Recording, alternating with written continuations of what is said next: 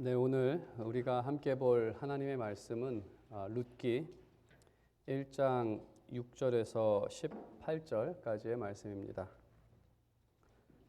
룻기 1장 6절에서 18절까지의 말씀을 제가 봉독하고 18절은 함께 읽겠습니다. 하나님의 말씀입니다. 그 여인이 모압 지방에서 여호와께서 자기 백성을 돌보시사 그들에게 양식을 주셨다 함을 듣고 이에 두 며느리와 함께 일어나 모압 지방에서 돌아오려 하여 있던 곳에서 나오고 두 며느리도 그와 함께 하여 유다 땅으로 돌아오려고 길을 가다가 나오미가 두 며느리에게 이르되 너희는 각기 너희 어머니의 집으로 돌아가라.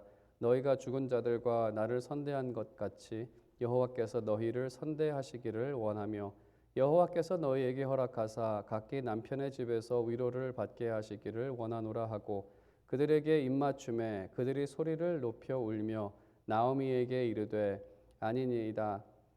우리는 어머니와 함께 어머니의 백성에게로 돌아가겠나이다 하는지라. 나오미가 이르되 내 딸들아 돌아가라. 너희가 어찌 나와 함께 가려느냐. 내 태중에 너희의 남편들 아들들이 아직 있느냐. 내 딸들아 되돌아가라. 나는 늙었으니 남편을 두지 못할지라. 가령 내가 소망이 있다고 말한다든지 오늘 밤에 남편을 두어 아들들을 낳는다 하더라도 너희가 어찌 그들이 자라기를 기다리겠으며 어찌 남편 없이 지내겠다고 결심하겠느냐. 내 딸들아 그렇지 아니하니라. 여호와의 손이 나를 치셨으므로 나는 너희로 말미암아 더욱 마음이 아프도다 하매 그들이 소리를 높여 다시 울더니 오르바는 그의 시어머니에게 입맞추되 룻은 그를 붙쫓았더라. 나오미가 또 이르되 보라 내 동서는 그의 백성과 그의 신들에게로 돌아가나니 너도 너희 동서를 따라 돌아가라 하니 룻이 이르되 내게 어머니를 떠나며 어머니를 따르지 말고 돌아가라 강권하지 마옵소서. 어머니께서 가시는 곳에 나도 가고 어머니께서 머무시는 곳에서 나도 머물겠나이다. 어머니의 백성이 나의 백성이 되고 어머니의 하나님이 나의 하나님이 되시리니 어머니께서 죽으시는 곳에서 나도 죽어 거기 묻힐 것이라. 만일 내가 죽는 일 외에 어머니를 떠나면 여호와께서 내게 벌을 내리시고 더 내리시기를 원하나이다 하는지라. 함께 읽겠습니다. 나오미가 룻이 자기와 함께 가기로 굳게 결심함을 보고 그에게 말하기를 그치니라. 아멘. 네, 오늘은 본문의 내용을 가지고 진실된 신앙 고백이라는 제목으로 하나님의 말씀 증거하도록 하겠습니다. 신앙 고백이라고 하는 것은 하나님에 대해 아는 또 믿는 내용을 고백하는 것입니다. 하지만 이 신앙 고백의 진실성, 그 사람이 진실로 믿고 있느냐에 대한 부분은 그 삶에서 증명이 됩니다. 이것은 마치 결혼식의 서약과 같습니다. 결혼식 서약을 할 때에 상대방에 대한 사랑을 고백합니다. 내가 당신을 사랑하기 때문에 사랑하는 그 배경에서 또 약속을 합니다. 그 사랑을 고백을 하죠. 하지만 그 사랑의 고백이 진실된 고백이었는지는 사실 살면서 증명이 되어집니다.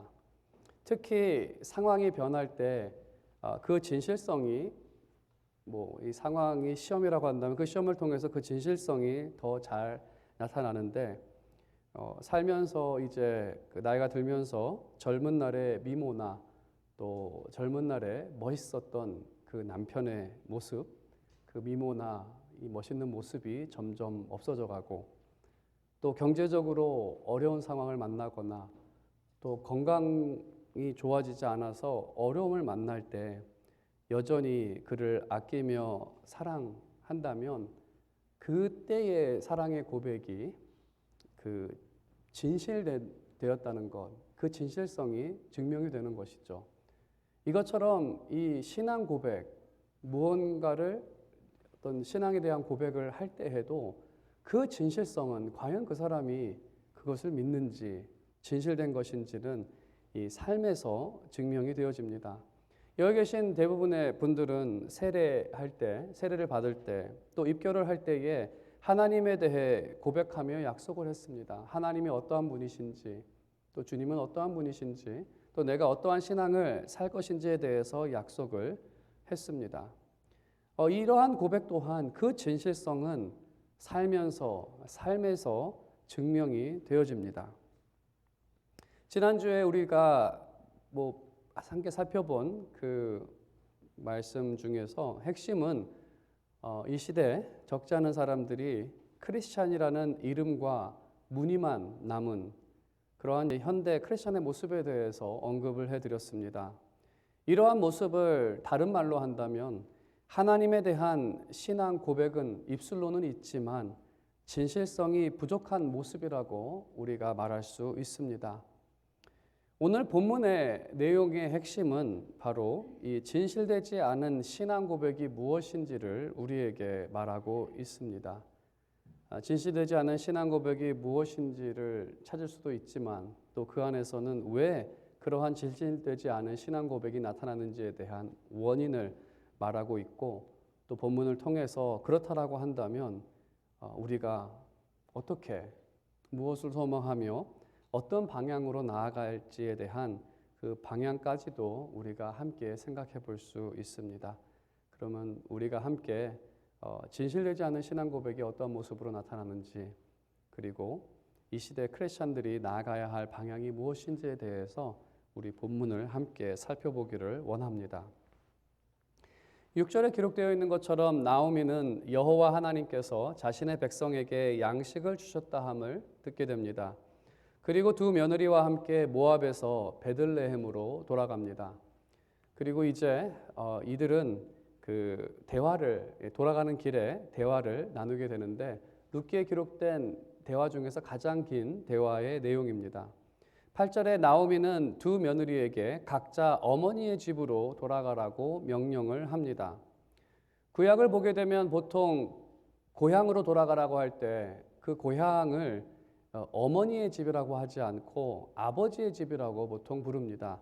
창세기 12장에 아브라함에게 고향을 떠나라고 하나님께서 말씀하실 때에도 아비의 집을 떠나라고, 아버지의 집을 떠나라고 그렇게 말씀하셨습니다. 구약에서 보통 어머니의 집이라고 부를 때에는 결혼과 관련될 때에 사용되는 단어입니다. 8절 그 이하 그 문맥에서도 이 남편을 얻는 것에 대한, 이 결혼에 대한 부분이 계속해서 강조가 되어 있는 것을 여러분께서 함께 읽으셨을 때 들으셨을 것입니다. 그래서 이 8절의 의미는 다시 결혼할 수 있도록 허락한다라는 의미가 담겨져 있습니다. 다른 말로 하면 시어머니에 대한 며느리의 의무를 이제 그만해도 괜찮다는 것입니다. 사실 고대 문화나 동양 문화에서는, 이제 어떤 문화에서는 한번 시집을 가게 되면 그 집 사는 동안에 과부가 되던 귀신이 돼도 그 집 사람으로 남아 있는 것, 그것이 어떤 시대적 문화였던 것 같습니다. 그래서 이 어머니 집으로 돌아가라는 것, 이제 며느리로서의 의무를 그만해도 괜찮고 돌아가서 이제 남편을 얻으라라는 그런 그런 허락하는 내용입니다. 그리고 나오미는 며느리들을 여호와의 이름으로 축복을 합니다. 축복의 내용을 살펴보면 여호와 하나님에 대한 나오미의 신앙 고백이 담겨져 있습니다. 첫 번째로 축복한 것은 이제 모압으로 가서 여호와 하나님의 축복을 얻으라는 것인데, 이 말에서는 여호와 하나님의 축복은 이 국경을 넘어선다는 의미가 담겨져 있습니다. 당시 사람들은 그 민족마다 섬기는 신이 있었습니다. 모압 사람들은 그모스 신을 섬겼고, 또 가나안 사람들은 바알 신을 섬겼고, 이스라엘 사람들은 여호와를 섬겼습니다. 그래서 통상적으로 당시 사람들은 이러한 신들이 지역적이라고 생각을 했습니다. 그래서 그 지역에 가면은 그 지역 신의 축복을 바라야 하는 그러한 논리 가운데 살아갔는데, 여기서 나오미는 여호와 하나님에 대한 참된 진리를 고백합니다. 여호와 하나님은 국경이 없으신 분이시고 유일하신 하나님이시죠.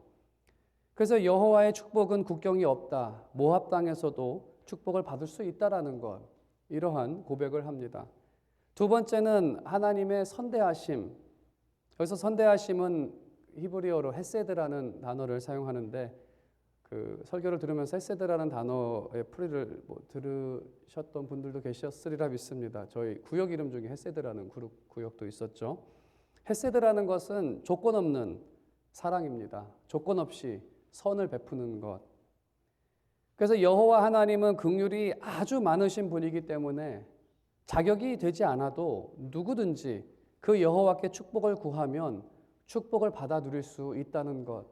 그러한 신앙 고백이 이 축복에 담겨져 있고, 또 세 번째 또 신앙 고백으로 분류를 한다면 룻과 오르바가 가장 낮은 자에게 헤세드, 조건 없는 사랑을 베풀었기 때문에 정말 시어머니가 과부가 되었어도 집안이 완전히 이렇게 망가졌어도 여전히 조건 없이 이 연약한 시어머니를 위해서 사랑을 베풀었던, 그래서 가장 낮은 자를 조건 없이 사랑을 베풀었기 때문에 그들은 특히 더 하나님의 축복을 받을 것이다라는 그러한 신앙 고백이 담겨져 있는 것이죠.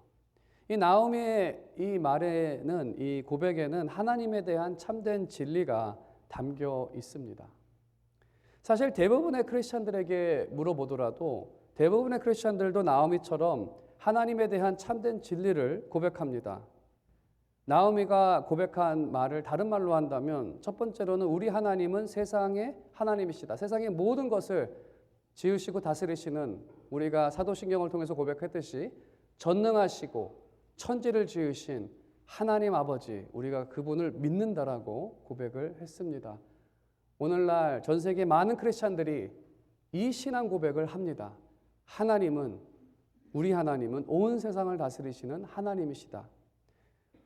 두 번째 신앙 고백, 자격이 없는 자라도 하나님의 축복을 구할 때 하나님께서는 그를 축복하실 것이다라는 신앙 고백 또한 많은 크리스찬들이 그러한 신앙 고백을 갖고 있습니다. 그 다음에 세 번째로 하나님께서는 연약한 자를 돕는 사람에게 상을 주신다. 신약에서 여러 번 말씀하시죠.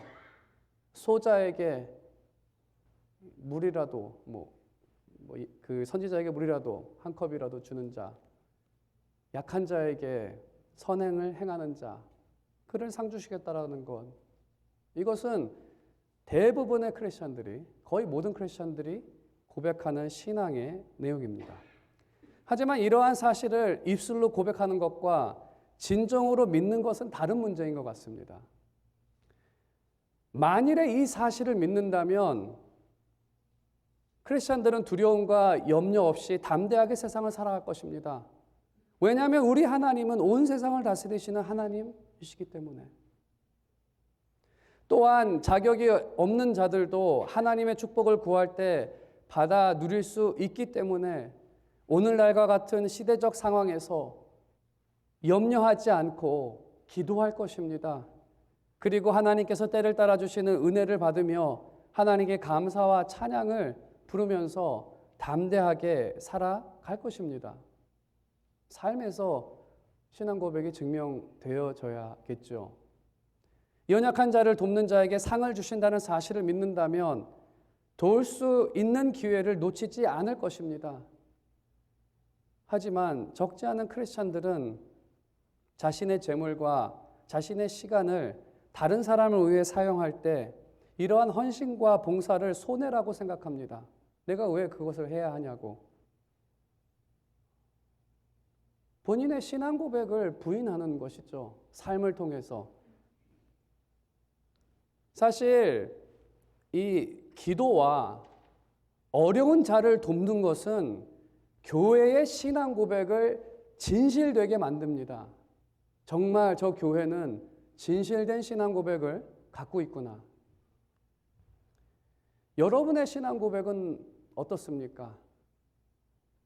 여러분은 과연 여러분이 고백하는 그 하나님에 대한 그 신앙 고백이 여러분의 삶을 통해서 증명되어집니까? 이제 나오미의 신앙 고백에 한번 진실성을 살펴보고 그 다음에 그 진실성이 또 진실하지 못한 것이 어디서부터 발생한 것인지를 우리가 조금 더 살펴보도록 하겠습니다. 11절에 보게 되면 나오미가 며느리들을 책망합니다. 그래서 어찌라고 되어 있는데 왜냐는 거죠. 왜 나랑 같이 가려고 하느냐. 함께 가는 것이 이 어리석은 선택이라는 것을 강조하고 있는 겁니다. 책망입니다. 왜 이 어리석은 선택을 하려고 하느냐는 것이죠. 이 당시 시대는 이 가부장적인 시대였기 때문에 그러한 배경에서 우리가 이 말씀을 봐야 합니다.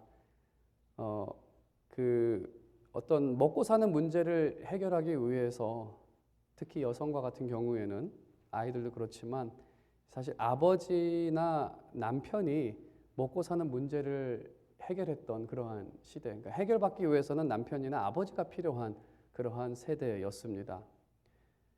나오미는 이 대화를 통해서 자신과 함께 가면 이 문제가 해결되지 못한다고 말합니다. 이것이 두 번째 대화의 내용입니다.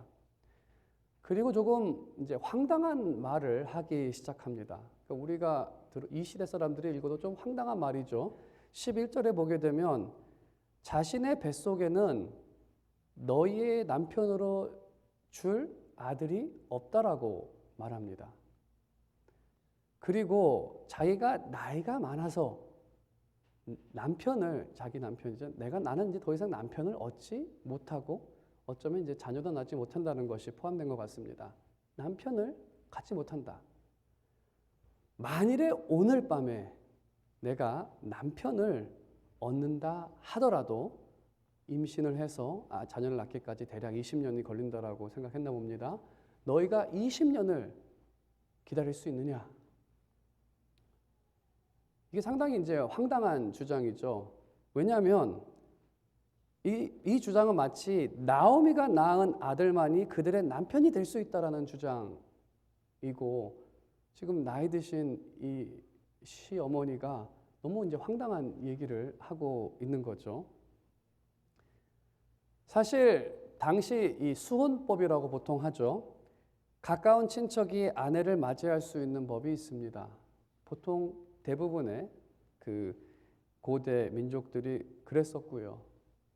먹고 사는 그 문제가 있기 때문에 가장 가까운 친척이 그를 아내로 맞이하는, 또 이스라엘은 특히 하나님께서 그렇게 명령을 하셨고 또 룻기의 나머지 부분에서 보아스가 또 수혼법에 따라서 남편이 되는 좀 뭔가가 맞지 않는 그러한 나오미가 얘기를 하기를 시작을 하는데 본문을 조금 더 살펴보면 나오미의 말은 점점 더 앞뒤가 맞지 않습니다.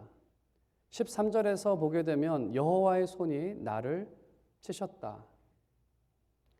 그리고 이제 여러 번 한 번 더 얘기를 하는데 이 치셨다에 있어서 왜 치셨는지에 대한 더 중요한 내용은 빠져 있습니다. 이 본문을 통해서 내포된 의미는 여호와 하나님께서 이유 없이 자신을 치셨다는 겁니다.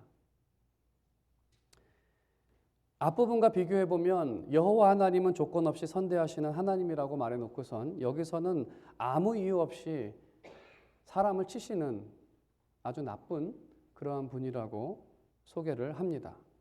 그리고 15절에 오르바가 떠나갈 때 오르바가 그의 신들에게로 돌아갔다라고 얘기하면서 그것을 더 나은 선택이라고 이야기를 합니다. 여기서 그의 신이라는 것은 모압 사람들이 섬기는 그모스 신을 의미합니다. 그래서 오르바가 떠나가는 걸 보면서 봐라, 오르바는 더 나은 좋은 선택을 하지 않았느냐. 그러니까 여호와가 아니라 지금 그모스 신에게 가는 사람에게 더 나은 선택을 했다라는 이 나오미의 얘기를 듣게 되면 도대체 왜 이렇게 앞뒤가 맞지 않을까라고, 이것은 많은 주석가들이 다 파악한 내용입니다. 여기서 두 가지의 고백을 조금 더 설명하겠습니다. 첫 번째로 나오미가 여호와의 이름으로 축복하며 모압으로 가라고 했었습니다. 그러면서 자기는 여호와의 하나님의 축복을 얻기 위해 베들레헴으로 가는 중입니다. 그는 베들레헴에서 여호와 하나님께서 그들의 백성들에게 축복하셔서 음식을 주신다는 말씀을 듣고 가는 길입니다. 그래서 자기는 여호와 하나님의 축복을 얻기 위해 베들레헴으로 가는데 며느리들한테는 여호와 하나님의 축복을 받으러 모압으로 가라고 지금 반대 방향으로 얘기를 하고 있는 것이죠. 사실 이성적이고 합당한 말은 우리 함께 여호와 하나님의 축복을 얻기 위해 우리 함께 베들레헴으로 가자가 좀 정상적인 그러한 말일 것입니다. 그 다음에 두 번째로 여호와를 이유 없이 재앙을 주시는 분, 그래서 나랑 함께 가면 좋지 못하다. 모르겠다 왜 그런지, 왜 여호와 하나님께서 나만 이렇게 치시는지, 나랑 가면 뭐 세상적인 말로 하면 재수가 없다라는 거죠. 좋지 않다는 겁니다. 사실은 무엇입니까? 이유 없는 재앙이 아닙니다. 이유는 나오미가 모압을 선택했기 때문에 그 선택한 죄로 인해서 이 재앙이 닥친 거 아닙니까? 사실 이제 이야기를 길게 본다면 이게 재앙은 아니고 하나님의 훈육이 된 것인데, 아무튼 이유가 있죠. 왜 나오미가 이 어려운 상황에 처하게 됐는지. 그래서 이 주석가 중에는 이 설득력이 있는데, 나오미가 이 진정으로 원했던 것이 무엇인가? 그것은 사실 며느리와의 관계를 끊는 것이었습니다. 그 이유는 모압 며느리는 자신이 죄인이란 사실을 부인할 수 없는 증거이기 때문에 그렇습니다. 빈손으로 베들레헴으로 돌아갔을 때 베들레헴에 있는 모든 사람들은 다 압니다. 왜 나오미가 저런 꼴로 돌아왔는지. 그 옆에 있는 모압 여자, 하나님께서 하지 말라는 그것. 뭐 그렇게 된다면은 사실 베들레헴에 돌아가서도 그렇게 살기가 좋지는 못하겠죠. 사람들의 은혜를 얻기도 쉽지 않는. 그래서 이러한 나오미의 모습을 보면 요한 1서 말씀이 이 나오미의 이야기를 하는 것 같습니다. 만일 우리가 죄가 없다고 말하면 스스로 속이고 또 진리가 우리 속에 있지 아니할 것이요. 만일 우리가 죄가 없다고 말하면 스스로를 속이기도 하는 것이고 그 속에는 진리도 없는. 나오미가 죄를 인정하지 않기 때문에 정말 스스로 그렇게 믿었을 수도 있습니다. 나는 아무런 잘못이 없다라고 하는. 그렇기 때문에 그녀의 고백이 거짓되고 하나님에 대한 진리가 왜곡되는 그러한 그 결과가 나타난 것이죠. 이 시대 크리스찬들 중에 이름만, 무늬만 크리스찬인 사람들이 있습니다. 그들은 왜곡된 진리와 거짓된 신앙 고백으로 살아갑니다. 입술로는 하나님에 대한 어떠한 신앙을 고백하지만 그들의 삶에서는 전혀 그렇지 못한 거짓된 신앙, 또 하나님에 대한 왜곡된 진리. 하나님은 선한 분이 아니신가 보다. 하나님은 뭐 이러한 분인가 보다라는 그러한.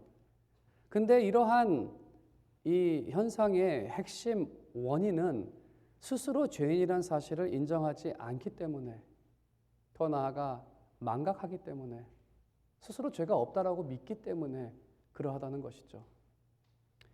사실 크리스찬들에게는 죄인이란 사실을 부인할 수 없는 증거가 있습니다. 그것은 십자가가 그 증거 아닙니까? 만일에 그들에게 죄가 없다라고 한다면 주님은 헛되이 돌아가신 겁니다. 왜 돌아가셨습니까? 죄 없는 사람들을 위해서. 만일에 죄가 없다라고 한다면 복음의 진리는 없어집니다.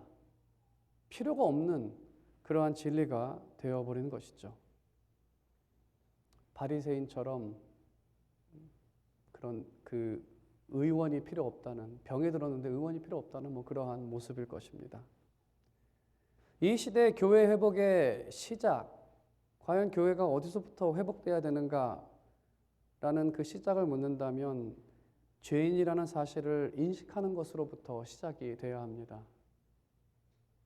우리 가운데 어려움이 있다라고 한다면, 또 이 시대의 교회들의 가운데 어려움이 있다라고 한다면 원인은 죄인데 그거를 인식하고 있지 못하기 때문에, 그 스스로 의인이라고 착각해서 스스로 여전히 무언가를 바꿀 수 있다라는, 하나님의 축복을 얻어낼 수 있다라는 그 어리석은 생각들.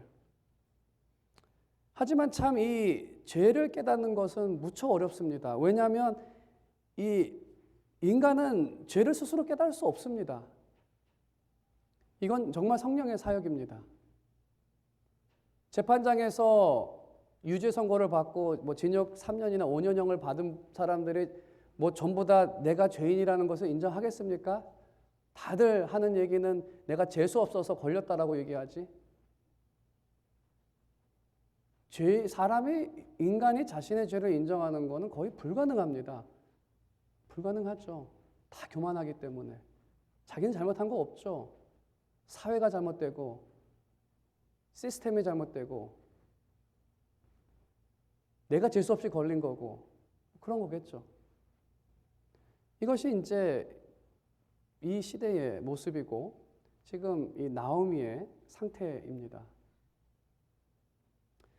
아직까지 나오미는 깨닫지 못한 영혼입니다. 하지만 여기서 놀라운 사실은 하나님께서는 나오미를 포기하지 않았다는 겁니다. 하나님이 나쁜 사람이라고까지 얘기하는 이 나오미, 이유 없이 사람을 치는 그러한 하나님이라고 말하는 나오미를 포기하지 않으신 것이죠. 참 더 놀라운 사실은 나오미가 고백한 것처럼 하나님께서 그녀를, 자격이 없는 나오미를 선대하십니다. 그 헤세드의 사랑을 나오미에게 베푸십니다. 그리고 나오미가 고백한 것처럼 연약한 자를, 낮은 자를 돌본 룻, 그 룻을 아마 성경에서 가장 축복받은 여인이 되게 하십니다. 여호와 하나님께서. 그래서 그 나오미의 고백이 사실 뭐 그 진리입니다. 고백 자체는. 하지만 진정성 없는 그 고백이 하나님께서는 진실한 고백이 되게 하십니다. 정말 하나님은 온 세상을 다스리는 하나님이시고 자격 없는 자에게 선하게 대하시는 하나님이라는 그 사실, 또 낮은 자를 돌아본 사람을 잊지 않으시고 높이시는 그 하나님. 그래서 우리가 이 하나님의 사역을 볼 때 참 인간의 모습을 보게 되면 참 소망이 없을 때가 많지만 이 하나님께서 하시는 사역을 우리가 다시 한번 생각해 볼 때 우리도 소망을 가질 수 있다는 것입니다. 하나님께서는 결국 교회의 신앙 고백을 진실되게 하실 것입니다. 그러한 소망이 있기 때문에 우리가 하나님께 간구하고 또 그러한 소망이 있기 때문에 제가 사역을 하는 것이고 하나님의 말씀을 선포하고 또 하나님께서 포기하지 않고 여러분과 함께 동행하시면서 여러분의 신앙을 붙잡아 주시는 것 아닙니까? 이제 마지막으로 이 룻의 답변에서 이 사실을 한 번 더 확인해 보기를 원합니다. 룻에게는 총 3번 가라고 했습니다. 세 번째는 동서를 따라서 너도 모압으로 가라고 말합니다. 말은 나이스하게 하지만 그 속셈은 어떤 속셈인지 이제는 우리가 알 것 같습니다. 룻은 이렇게 답변합니다. 이제 그런 말 하지 말라고 애원합니다. 정말 그 말 하지 말라고. 돌아가라는 말 하지 말라고 애원을 합니다. 그러면서 16절에 어머니의 백성이 나의 백성이 되겠고, 그러니까 어머니의 백성은 이스라엘 백성이죠. 이제 이스라엘 백성이 나의 백성, 나도 이스라엘 백성이 되겠다라는 것이고, 어머니의 하나님, 이제 나의 하나님으로 모시겠다는 겁니다. 당시에는 이제 지역신 개념이 있기 때문에 내가 유다 땅을 가면은 이제 여호와 하나님을 나의 하나님으로 섬겨야 하는 그러한 생각 가운데에서 이제 여호와 하나님을 나의 하나님으로, 나의 신으로, 이제는 금오스 신 다 버리고 이제 다 버려야 됩니다. 지역 개념이기 때문에 모압에 있는 건 모압에 다 둬야 하기 때문에 두고 유다 땅의 백성과 그 하나님을 택하겠다는 것이죠. 참 이게 부지 중에 한 고백인데 정말 가장 축복된 하나님의 백성이 되겠다라고 결심을 한 것입니다. 그리고 나오미가 이렇게 약속을 합니다. 어머니 가는 곳에, 어머니 머무는 곳에, 어머니가 죽는 곳까지도 내가 함께 하겠다. 그리고 맹세까지 합니다. 내가 이 약속을 지키지 않으면 여호와 하나님께서 벌 내리시고 더하시기를 원한다는, 이러한 약속은 보통 결혼식에서 사랑하는 사람을 위해 하는 약속, 영원히 함께 하겠다라는 것이죠. 룻이 나오미와 함께 하나님의 백성으로 살겠다라고 결심한 1차적인 이유는 사실 시어머니에 대한 사랑입니다. 착한 마음이죠. 그리고 자기가 그 어머니를 돌봐야 한다는 책임감. 그는 여호와 하나님이 어떠한 분인지, 그의 백성에게 주어진 축복이 무엇인지 잘 알고 있어서 이렇게 고백한 것 같지는 않습니다. 엘리멜렉 집안에서 제대로 된 신앙 교육을 받았겠습니까? 여호와 하나님의 백성은 이러한 혜택이 있다라고 가르쳤다라고 한다면, 사실 그러한 혜택이 있다라고 믿는다라고 한다면 애당초 베들레헴을 떠나지도 않았겠죠. 룻은 나오미와 함께 영원히 여호와 하나님의 백성으로 살겠다라고 고백을 합니다.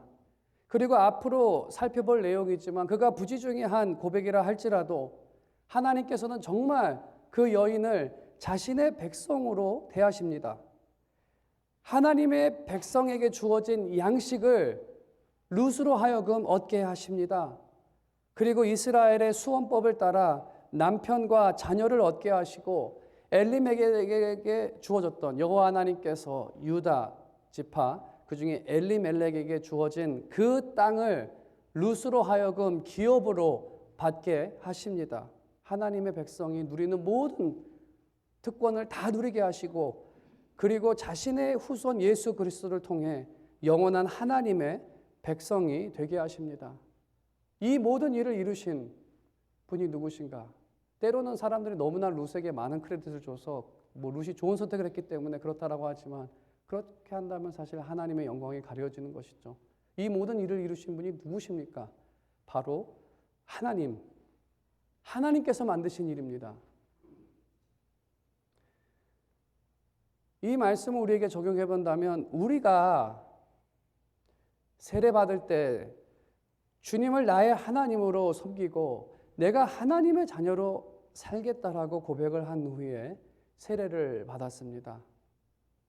하지만 대부분의 사람들은 우리가 정말 하나님에 대한 충분한 지식이 있어서 고백한 것도 아니고, 하나님의 자녀가 누리는 축복이 무엇인지 완전하게 알아서, 또 이 동행함에 있어서 어떠한 어려움이 있는지를 충분하게 알아서 선택한 것이 아니라, 작은 지식이었지만 그래도 주님을 선택한 것이 선택하지 않은 삶보다는 더 낫다는 생각 가운데, 무언가 더 낫다는 생각 가운데 이것을 택한 것이죠.